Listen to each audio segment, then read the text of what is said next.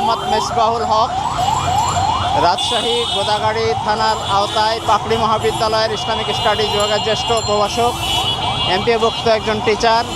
আমাদের দীর্ঘদিনের দাবি বাড়ি ভাড়া।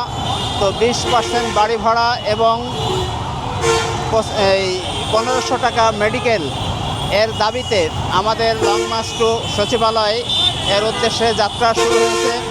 তো আমরা আমাদের প্রাণের দাবি, আমরা যে বাসা ভাড়া পাই এটা সামান্য ন্যূনতম, যে বাসা ভাড়া দিয়ে একটা ছোট্ট গ্রামেরও মাটির বাড়ি পাওয়া সম্ভব নয়। মাত্র 1000 টাকা বাসা ভাড়া দেয়। আমাদের দাবি হচ্ছে আমাদের বেসিকের 20% বাসা ভাড়া এবং যে মেডিকেল ফি দেওয়া হয় 500 টাকা, যেইটা দিয়ে বর্তমানে কোথাও চিকিৎসা পাওয়া যায় না। আমাদের মেডিকেল ফি আমরা 1500 টাকা দাবি করেছি এবং আমাদের যারা 4র্থ শ্রেণী 3য় শ্রেণী কর্মচারী আছেন তাদের 75% উৎসব ভাতা আমাদের দাবি। এইটা আমাদের প্রাণের দাবি এবং এই দাবি পূরণ না হওয়া পর্যন্ত শিক্ষকরা সিদ্ধান্ত নিয়েছে এই রাজধানীতে যেইখানেই থেকে হোক তারা অবস্থান গ্রহণ করবেন এবং এই দাবি পূর্ণ করে প্রজ্ঞাপন জারির মাধ্যমে প্রজ্ঞাপন নিয়ে বাড়ি ফিরবে। এইটাই হচ্ছে আমাদের আশা আকাঙ্ক্ষা।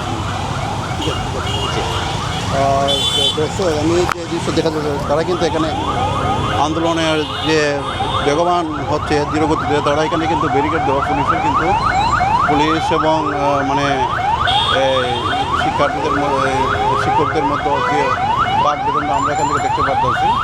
আর এখানে হচ্ছে শিক্ষা ভবন, তারা শিক্ষা ভবন যারা কর্মসূচির একটি দিয়েছে, যে কারণে পুলিশ এবং যারা দায়িত্বরত ছিল তারা সবাই মানে আইন শৃঙ্খলা রক্ষাকারী বাহিনী তারা তাদের দায়িত্ব পালন করতেছেন এবং শিক্ষকরা কিন্তু ধীরগতি দিয়ে এগিয়ে আসছেন। আমরা সামনে দেখতে পারতেছি তাদের বড় একটি মিছিল এদিকে আসার জন্য রেডি হচ্ছে। অবশ্য গাড়ি এবং আরও অন্যান্য জিনিস আমি ব্যারিকেডগুলো অতিক্রম করে দেখানোর জন্য চেষ্টা করতেছি, আপনারা সঙ্গে থাকবেন। আর এদিকে বিশেষ করে আইন শৃঙ্খলা রক্ষাকারী বাহিনীরা জায়গায় জায়গায় তারা কিন্তু ব্যারিকেড দেওয়া হয়েছে, কারণ যাতে মন্ত্রণালয়ের ভেতরে কোনো ধরনের অপ্রীতিকর ঘটনা ঘটতে না পারে সেজন্য তারা মানে কঠোরভাবে ব্যারিকেড দেওয়া হয়েছে।